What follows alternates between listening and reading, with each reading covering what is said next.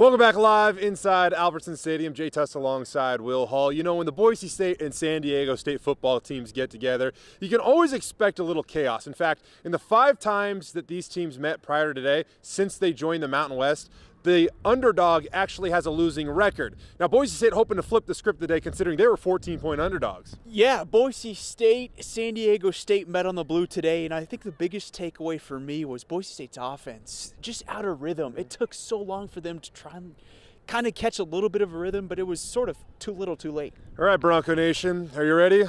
Let's get to some highlights. Early on, we start off with some pretty good defense. Blake Whitlock getting into the backfield here and making the TFL. That sparked a little bit of momentum for Boise State early on. Following a punt, the Broncos would give the ball right back, though. On his 157th pass attempt of the season, Brett Rippon tosses his first pick of the season. San Diego State would add a field goal here to capitalize and take an early 3-0 lead. So, following a 3-and-out for the Broncos, they get arguably their best offensive play of the game. Stick with me here. Quinn Skillen absolutely booms this punt. It's muffed by the return man, and Riley Wimpy falls on it. Kind of a game-changing play, potentially early on this afternoon. And the Broncos would capitalize on the special teams miscue. 3 plays later, Alexander Madison up the gut and into the end zone for the score. Boise State takes a 7-3 lead. All right, the chaos would continue. Later in the first, Rippon looking deep. He throws over the middle for John Hightower, but he throws into double coverage, and this time it's the Aztecs that come up with their second interception of the game. Lucky for the Bronco offense, the defense would answer the call like they did for a majority of the game this afternoon. A completion there, but Chase Atata forces the fumble. Tyler Horton scoops it, and he has a nice little return for the Bronco defense. So the Broncos are back in business, right? Not really, actually. They come up empty on offense. Skillen actually drops the ball this time on special teams. And now it's the Aztecs that take over in really good field position. They settle for a field goal here.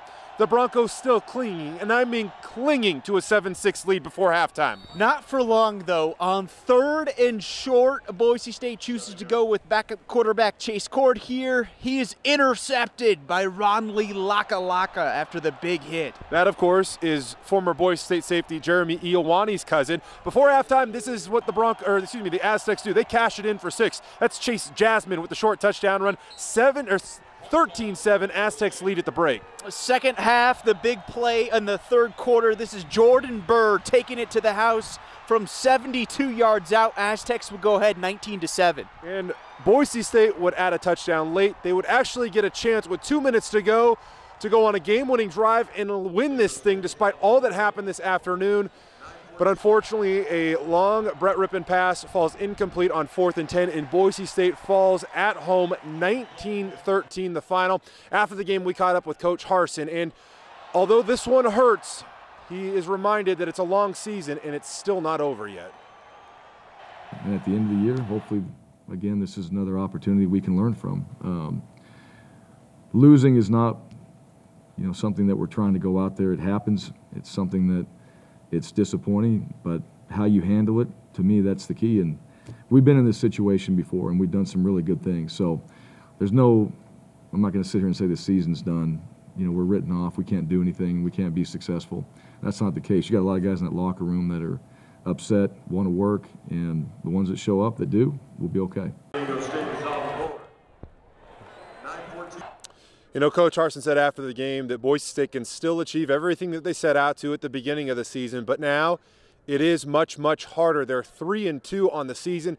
Why this one hurts a little bit more than maybe the Oklahoma State loss is now the Broncos have a blemish on their conference record. And they can't let this fester. They got to get ready. Nevada on the road next Saturday. Big message from Boise State players in post-game is we got to learn from this defeat and we got to grow from it. If we do that, good things are still out there on the table. Other areas of concern, Brett Rippon, 21 of 41 today for 170 yards. The explosiveness that this offense has benefited from over their first couple of games simply wasn't there today. They only had 1 pass completion of 20 or more yards. As for the running game, pretty stagnant once again. 36 carries, 51 net yards, and an area that continues to be a concern for this Boise State football team. Yeah, to put it simply, Boise State's offensive line just not getting it done right now, and it's something that the Broncos are going to have to look at the film and watch this tape and see what happens as far as maybe experiencing with a new set of offensive linemen, try and spark the ground game. Yeah, Coach Harsin said maybe a little bit early to just attack any personnel issues, but as you mentioned,